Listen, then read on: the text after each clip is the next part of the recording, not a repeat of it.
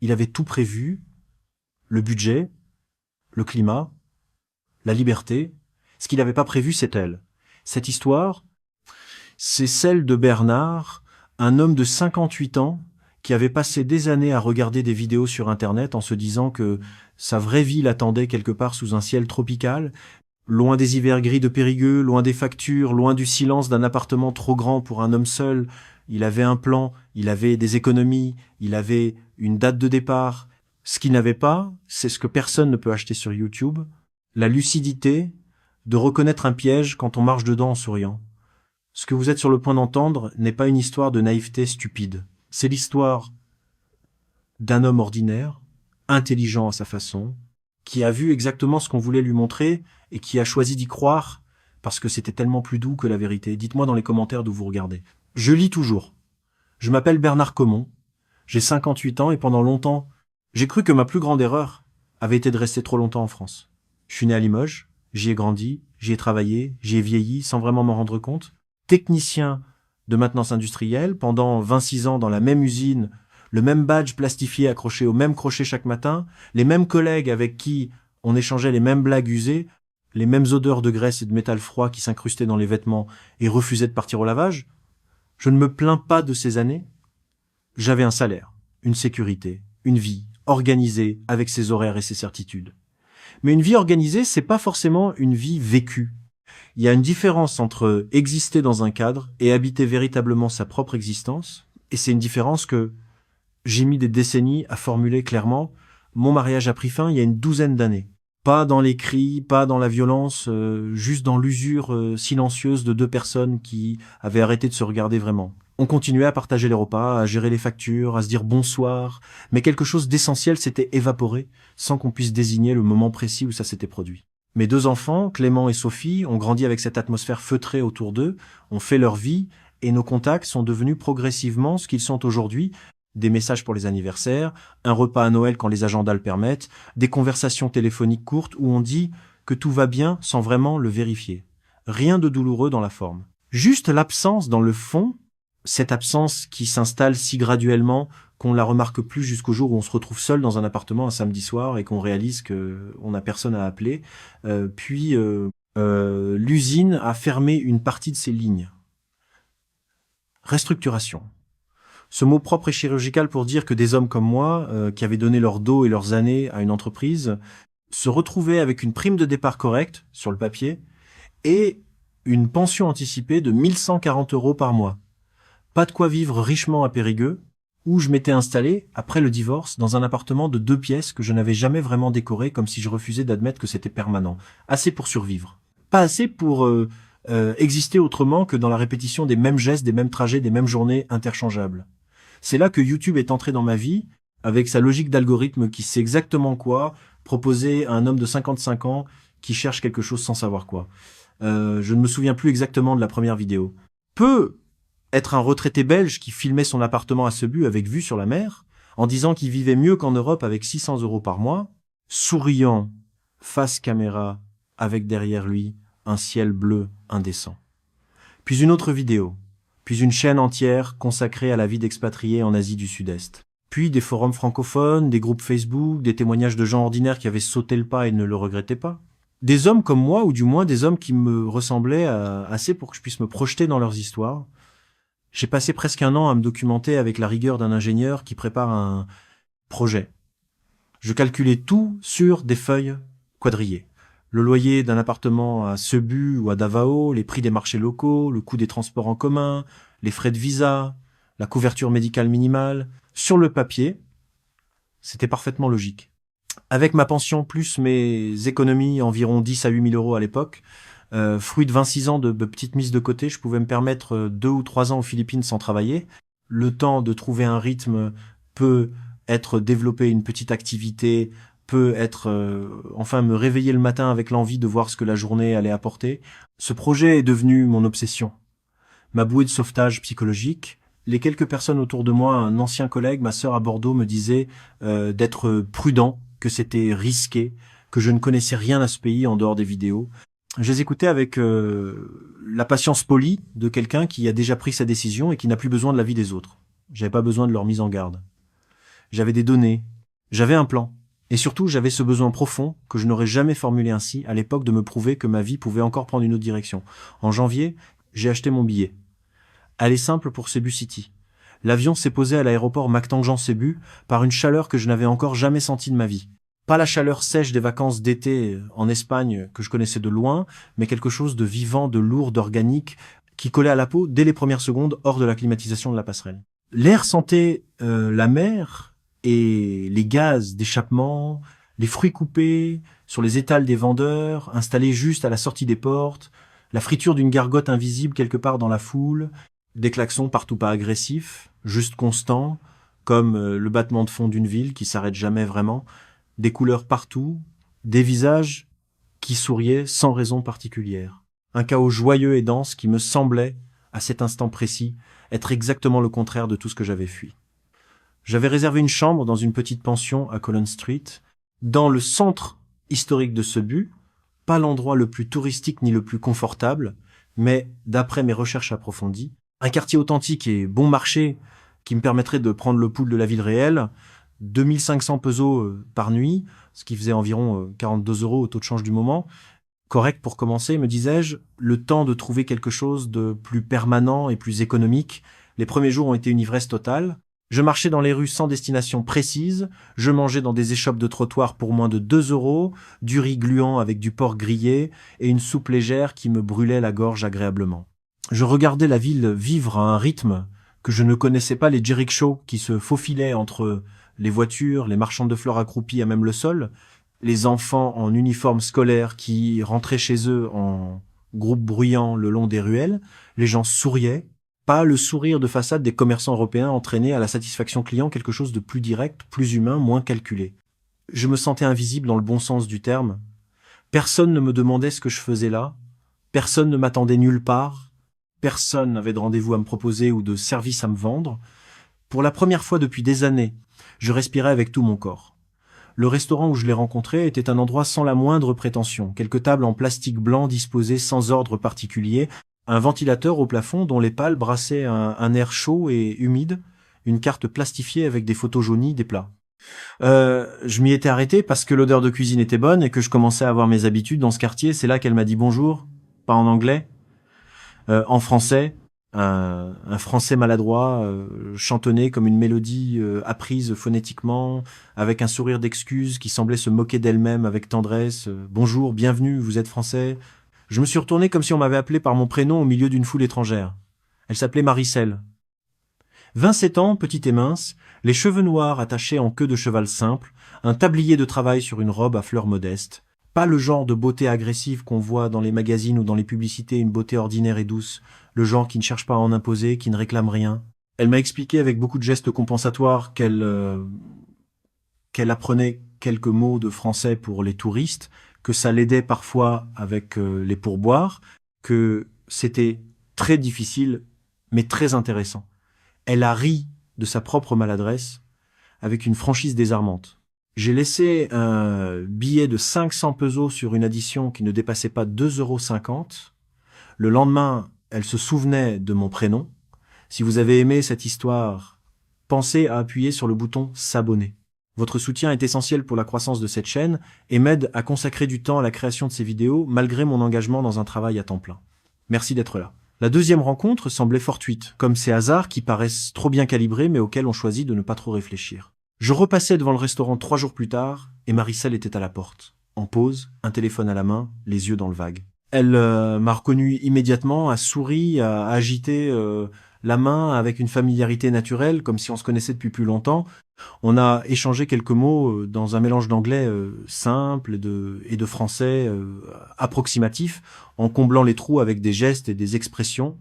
Elle m'a demandé si je connaissais Cebu, si j'avais vu autre chose que Collins Street et ses environs immédiats. Je lui ai dit que je cherchais encore mes repères, que les vidéos YouTube ne préparaient pas vraiment à la réalité du terrain. Elle a ri doucement à ça.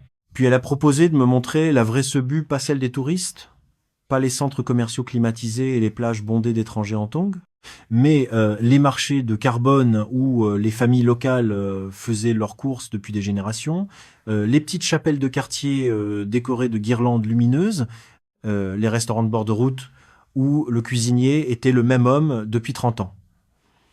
Elle avait sa journée de libre le dimanche.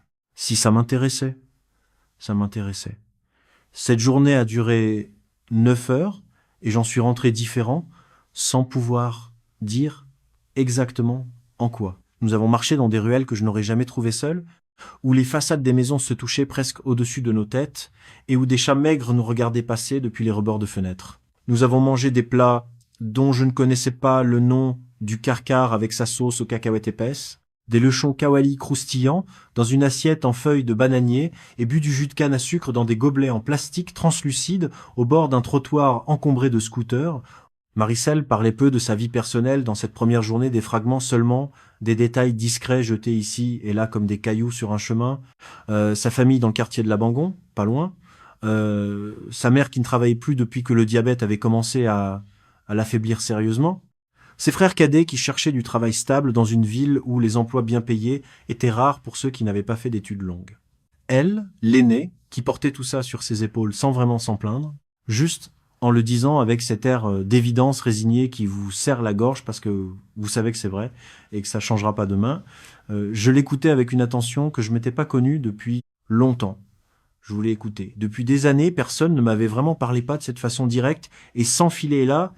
Cette femme me racontait sa vie avec une simplicité qui me semblait absolument réelle parce qu'elle n'essayait pas de la rendre plus dramatique ou plus poétique qu'elle n'était. En rentrant à la pension ce soir-là, j'ai pensé que c'était une belle journée. Rien de plus. Juste une belle journée dans un pays nouveau avec quelqu'un de sympathique. Je me disais que c'était exactement ce que j'étais venu chercher, des rencontres authentiques, des expériences vraies.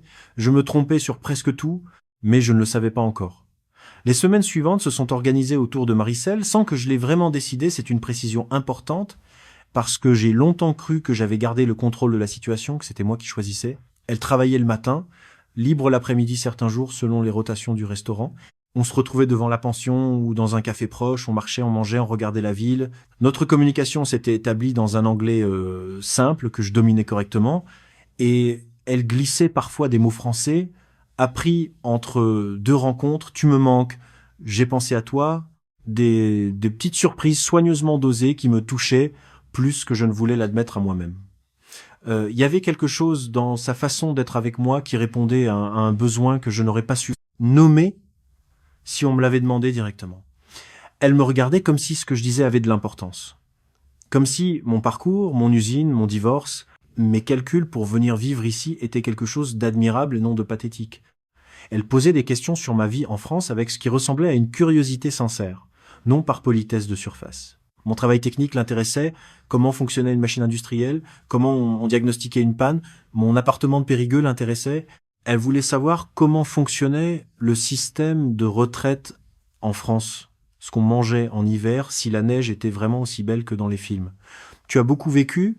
me disait-elle parfois, en cherchant ces mots en anglais. « Tu as construit des choses. Les hommes ici, les jeunes, ils ne savent pas ce que c'est de construire quelque chose sur la durée. » Je savais que c'était un compliment élaboré pour un homme de mon âge dans ma situation. Mais j'avais 58 ans, un appartement vide et une pension modeste, et personne en France ne me regardait comme ça depuis très longtemps. Un dimanche de la 3e semaine, elle m'a emmené chez elle, à la Bangon, une ruelle étroite bordée de maisons mitoyennes, aux façades délavées, des fils électriques entremêlés au-dessus des toits comme une calligraphie improvisée, des enfants qui jouaient au ballon entre les scooters garés le long du mur. La maison de sa famille était petite et propre, 3 pièces au mur blanchi à la chaux, un sol en carrelage fissulé par endroits, un autel de la Vierge Marie soigneusement entretenu dans un coin du salon avec des fleurs fraîches et une bougie allumée. Sa mère, une femme dans la soixantaine, au visage fatigué mais bienveillant, était assise sur une chaise en plastique près de la fenêtre, les jambes gonflées et appuyée sur un petit tabouret. Elle m'a regardé entrer avec une lenteur attentive, a dit quelques mots en visaillant que Maricel a traduit en souriant légèrement. Elle dit que tu as l'air d'un homme sérieux, que tu dois avoir travaillé dur dans ta vie. Quelque chose s'est déplacé dans ma poitrine à ce moment-là. Je saurais pas mieux le décrire qu'ainsi. On a mangé tous ensemble autour d'une petite table du riz, du poisson frit dans une huile parfumée, une soupe claire avec des légumes que je ne reconnaissais pas. La mère mangeait peu, surveillée discrètement par Maricel qui remplissait son verre, lui coupait sa nourriture en petits morceaux sans qu'elle ait à demander. Les deux frères cadets m'observaient avec une timidité prudente, posaient des questions simples sur la France, sur les voitures européennes, sur le football. J'étais l'étranger, le français qui avait traversé la planète pour venir vivre ici par choix. Ils semblaient trouver ça impressionnant, presque incompréhensible. Ce soir-là, en rentrant à la pension, j'ai réalisé deux choses simultanément. La première, j'étais en train de dépenser nettement plus vite que prévu. Le loyer à Collins Street dépassait les estimations YouTube, la nourriture et les transports s'accumulaient. Et mes petites dépenses sociales avec Maricel, toujours, c'est moi qui réglais naturellement, sans que personne ne le demande explicitement, grignotait le budget mensuel de façon préoccupante. La deuxième chose, plus difficile à formuler honnêtement, j'avais commencé à attendre les journées avec Maricel comme on attend quelque chose qui donne du sens au reste du temps. C'était la première fois depuis des années que j'avais ce sentiment. C'est Maricel qui a soulevé la question du logement, la première, avec cette douceur naturelle qui caractérisait toutes ces suggestions importantes. Jamais une pression directe, toujours une porte ouverte qu'elle laissait à ma disposition. Elle avait entendu parler d'une chambre disponible chez un ami de la famille, un certain Rolando, dans un quartier résidentiel de Mandeux, juste au nord de Cebu City, propre, calme, avec une petite cuisine partagée et une cour ombragée pour les soirées, nettement moins cher que la pension 8000 pesos par mois, soit environ 135 €. Elle connaissait bien Rolando depuis des années, m'a-t-elle assuré. Un homme discret, fiable, qui louait des chambres à des gens de confiance. Et comme ça, j'aurais une vraie base, une adresse stable, pas juste une chambre de pension. J'ai visité. L'endroit était simple mais acceptable, un lit double avec un matelas correct, un ventilateur fixé au mur, une fenêtre donnant sur une petite cour où poussait un bananier. Rolando était un homme d'une quarantaine d'années, au physique robuste, taciturne, avec un sourire rare mais pas franchement désagréable. Il y avait deux autres locataires dans la maison de jeunes Philippines qui travaillaient de nuit quelque part et dont je n'apprendrai jamais vraiment les noms, qui rentraient tard et repartaient tôt dans un silence discipliné. J'ai emménagé la semaine suivante, convaincu d'avoir fait une décision pratique et économiquement sensée. Ce que je ne comprenais pas encore, c'est que je venais de franchir une ligne invisible. Je sortais du circuit touristique, l'espace où un étranger reste visible, identifiable, protégé par sa lisibilité dans le paysage urbain, pour entrer dans un espace privé, encadré, entièrement peuplé de personnes liées à Maricel d'une façon ou d'une autre. Je n'avais plus de voisins de pension qui parlaient anglais et pouvaient me donner un repère extérieur. Plus de réceptionnistes qui gardaient une copie de mon passeport dans un tiroir. Plus de distance entre ma vie quotidienne et la sienne. J'étais, sans m'en rendre compte, en train de me laisser absorber dans un environnement que je ne contrôlais pas. Les semaines qui suivirent furent néanmoins les plus douces de mon séjour. Maricel venait me voir presque chaque jour. On cuisinait ensemble parfois dans la petite cuisine partagée. Elle m'apprenait à préparer du sinigang. Moi, je lui montrais comment faire une omelette à la française. On regardait des films sur mon ordinateur portable le soir, assis côte à côte sur le bord du lit, commentant les scènes à mi-voix. On parlait jusqu'à ce que la chaleur de la nuit devienne plus supportable et que les grillons prennent le relais dans la cour. Un soir de pluie, alors qu'on regardait l'eau tomber en rideau épais dans la cour éclairée par une ampoule nue, elle a posé sa tête sur mon épaule, sans rien dire. Je n'ai rien dit non plus. Il y avait quelque chose de terriblement normal dans ce moment, une normalité douce et silencieuse que je n'avais pas connue depuis si longtemps que je ne savais plus en évaluer la valeur ni la fragilité. La première demande d'argent est arrivée un mardi matin par téléphone. La voix de Maricel était défaite, épuisée, celle de quelqu'un qui n'a pas fermé l'œil de la nuit. Sa mère avait été admise aux urgences la veille pour une crise d'hypoglycémie sévère. Son diabète mal contrôlé avait produit une chute dangereuse du taux de sucre dans le sang. Elle appelait depuis le couloir de l'hôpital. Il lui fallait 4000 pesos pour les médicaments prescrits à la sortie, des médicaments que les infirmières attendaient avant de laisser partir la patiente. Elle n'avait pas pu réunir la somme à temps. Je lui ai dit de ne pas s'inquiéter. Je lui ai envoyé l'argent dans l'heure via un transfert mobile. Ce qui m'a frappé rétrospectivement, c'est l'absence de mise en scène dans sa réaction. Pas de larmes téléphoniques excessives, pas de promesses de remboursement ampoulées, pas de remerciements qui auraient sonné faux. Juste un « merci Bernard » dit avec une fatigue qui semblait sincère, et quelques heures plus tard, une photo envoyée par message sa mère allongée dans un lit d'hôpital au drap blanc, un flacon de médicaments posé sur la table de nuit, l'expression d'une femme qui se repose, enfin. Ce détail précis, la photo sobre, documentaire, sans filtre ni dramatisation, m'a convaincu que c'était réel. Et ça l'était, en partie. La mère de Maricel était vraiment malade. Le diabète était réel, les hospitalisations étaient réelles, c'est ce qui rendait tout si difficile à démêler, et c'est précisément pour cette raison que ça fonctionnait. Une urgence vraie, vécue, photographiable, pour légitimer toutes celles qui allaient suivre, et qui, elles, seraient partiellement ou entièrement fabriquées. 2 semaines plus tard, il fallait régler la deuxième tranche des frais médicaux, le suivi, les analyses, les consultations du spécialiste, 23 000 pesos, presque 400 euros. Maricel a posé la question par message d'abord, puis en personne, les yeux baissés vers ses mains, croisés sur ses genoux, comme si elle avait honte de formuler la demande. J'ai senti l'inconfort dans la pièce, cet inconfort particulier d'une femme fière qui n'avait pas d'autre option que de demander à quelqu'un qu'elle ne voulait pas mettre en position de lui devoir quelque chose. Le mois suivant, c'était Marcus, le frère cadet de 19 ans qui travaillait sur un chantier de construction. Un incident avec un scooter mal garé, il avait légèrement endommagé un véhicule appartenant à son employeur. L'employeur menaçait de porter plainte ou d'exiger réparation immédiate. Il fallait 9 000 pesos pour régler ça à l'amiable et permettre à Marcus de garder son emploi. Environ 150 euros. Je vois le schéma maintenant, avec le recul que donne le temps et la douleur. Chaque demande espacée de quelques semaines, jamais 2 en même temps, jamais une somme qui semblait extravagante dans l'absolu. Chaque crise plausible ancrée dans une réalité sociale que je pouvais observer autour de moi. Chaque demande accompagnée de l'attitude d'une femme qui préférerait ne pas avoir à demander. À l'époque, je voyais pas de schéma. Je voyais une famille pauvre frappée par une série de malchances tout à fait ordinaires dans un pays sans filet de sécurité sociale. Le genre de choses qui arrivent quand un médicament ou un accident peut mettre une famille à genoux en 1 semaine. Et cette pensée être le seul rempart entre Maricel et le désastre m'était, je dois l'admettre, sans complaisance envers moi-même. Terriblement flatteuse. Mon budget fondait un rythme que j'avais cessé de calculer avec précision, peut être parce que les chiffres exacts m'auraient forcé à regarder la situation en face. J'avais prévu de vivre avec 5 à 600 euros par mois, c'était la promesse fondamentale de toutes ces heures de recherche, le socle arithmétique de mon projet. Mais entre le loyer chez Rolando, la nourriture, les transports et les demandes familiales de Maricel, je dépassais systématiquement les 900 euros, parfois plus. En 4 mois aux Philippines, j'avais dépensé plus de 5 000 euros au-delà de mes prévisions.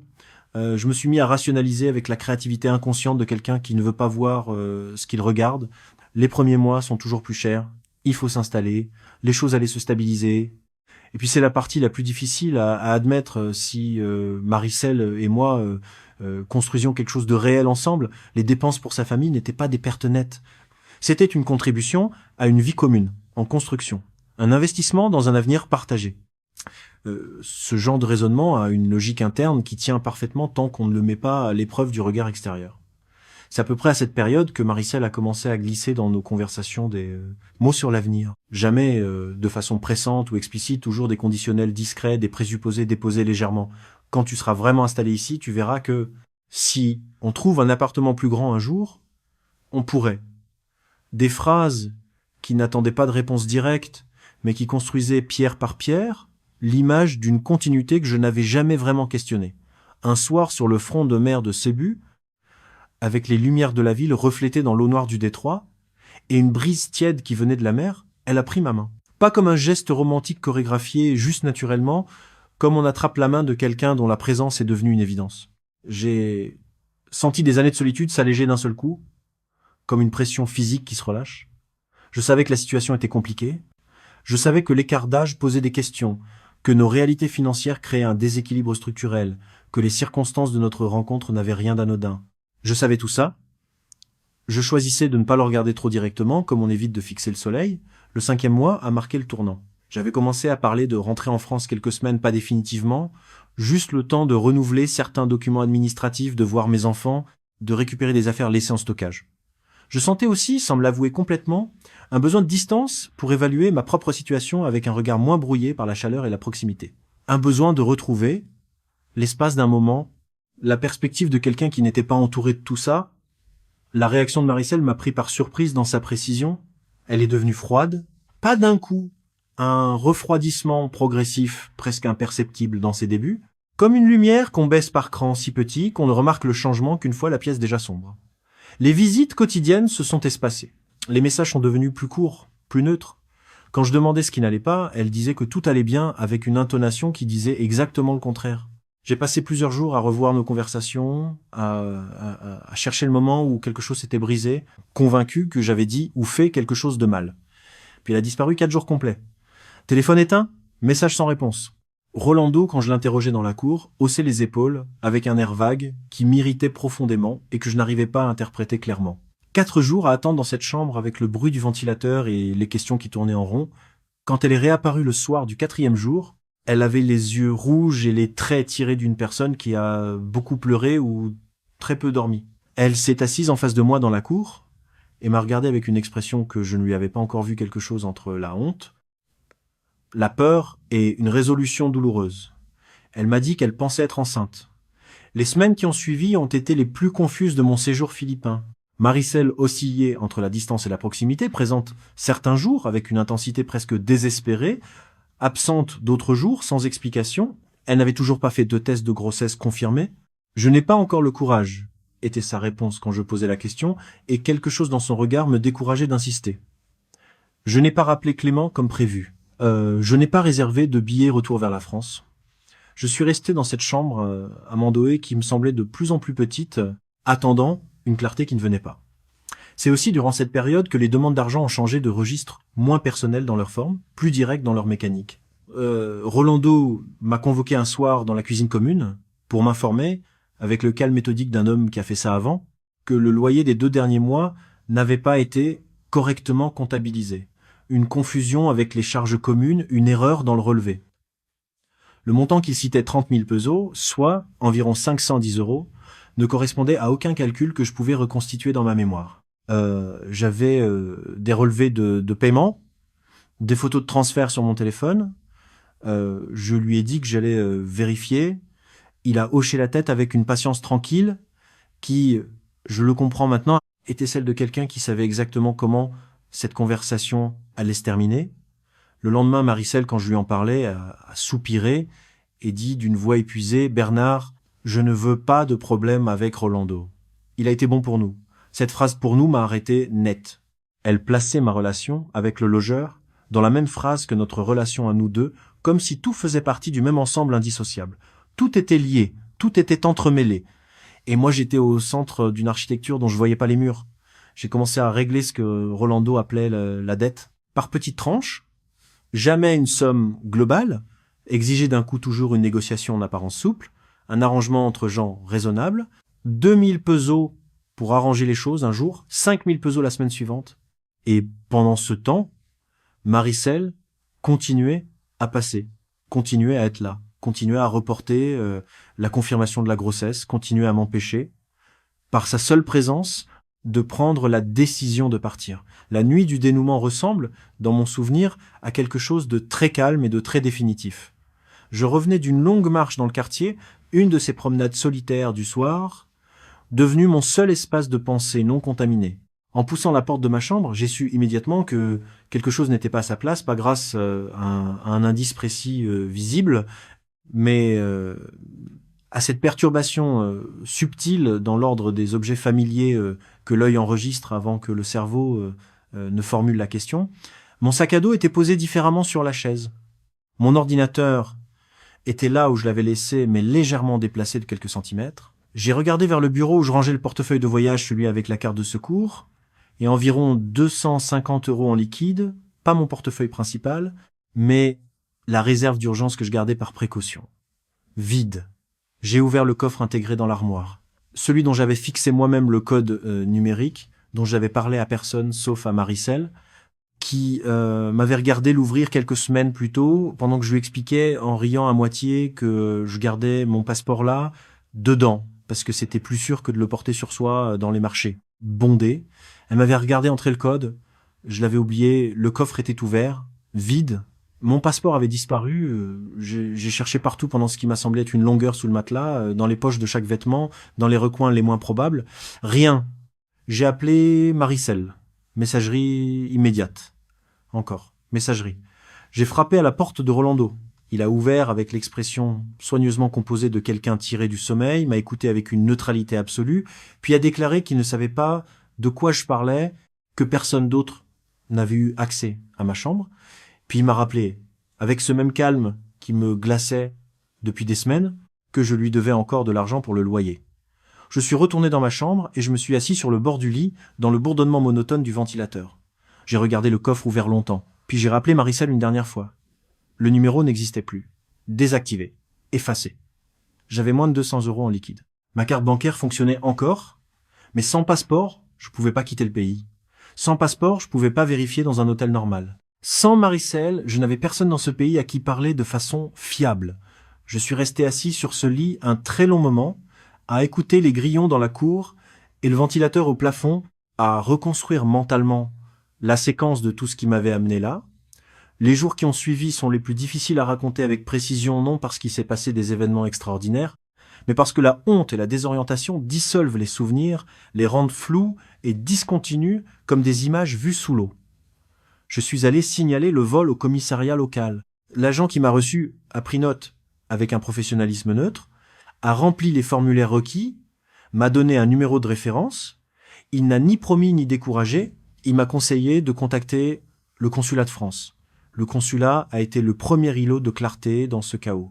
Une fonctionnaire française, aux lunettes rondes, m'a écouté sans jugement apparent et expliqué la procédure. Un laissez-passer consulaire d'urgence permettait de rentrer en France dans l'attente d'un passeport de remplacement.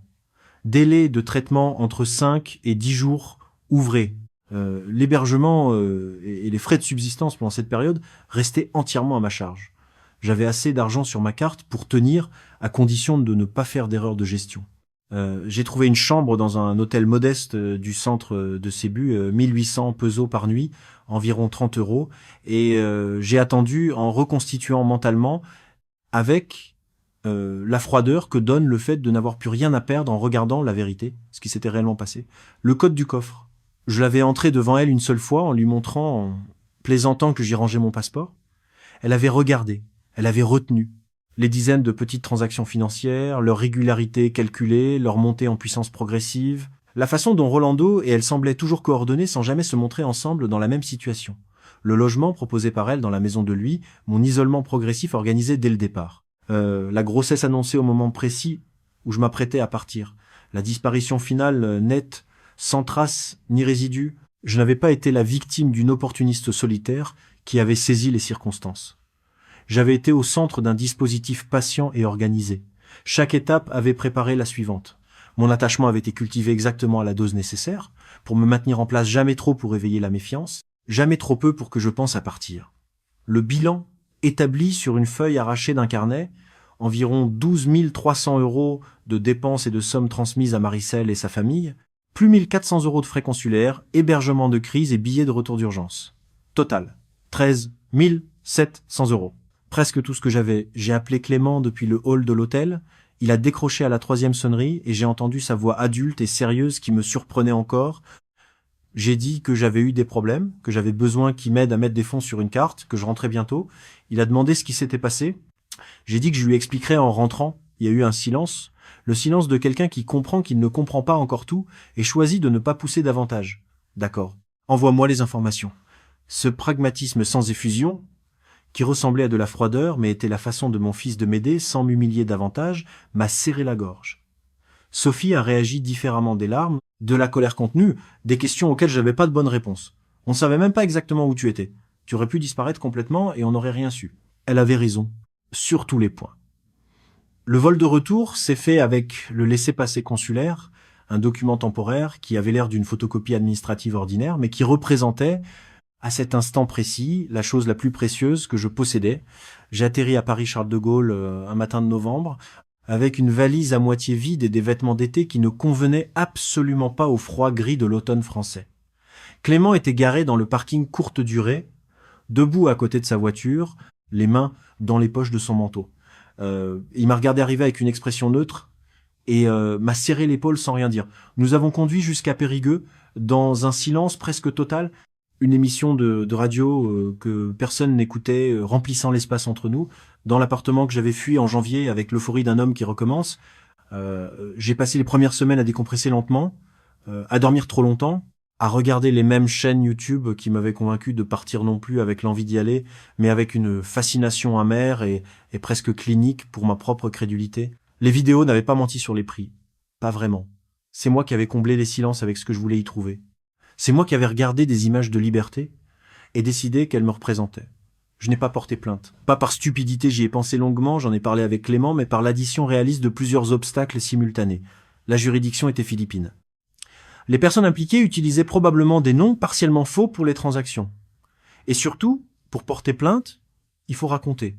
Raconter dans le détail, à des fonctionnaires, l'histoire d'un homme de 58 ans qui dit avoir été manipulé émotionnellement et financièrement par une jeune femme dans un pays qu'il connaissait depuis 5 mois. La honte avait un poids que je n'arrivais pas à soulever. Ce qui m'a fait le plus de mal avec le recul, c'est pas l'argent perdu. L'argent, c'est réparable dans le temps, même imparfaitement, même douloureusement. Ce qui m'a fait le plus de mal, c'est d'avoir été ciblé avec une précision qui révélait quelque chose sur moi que je n'avais jamais voulu regarder en face. Maricel ou l'équipe dont elle faisait peut être partie, car je n'ai jamais su avec certitude combien de personnes coordonnaient ce que j'avais vécu, avaient su exactement quoi dire à un homme comme moi, l'homme invisible dans sa propre vie.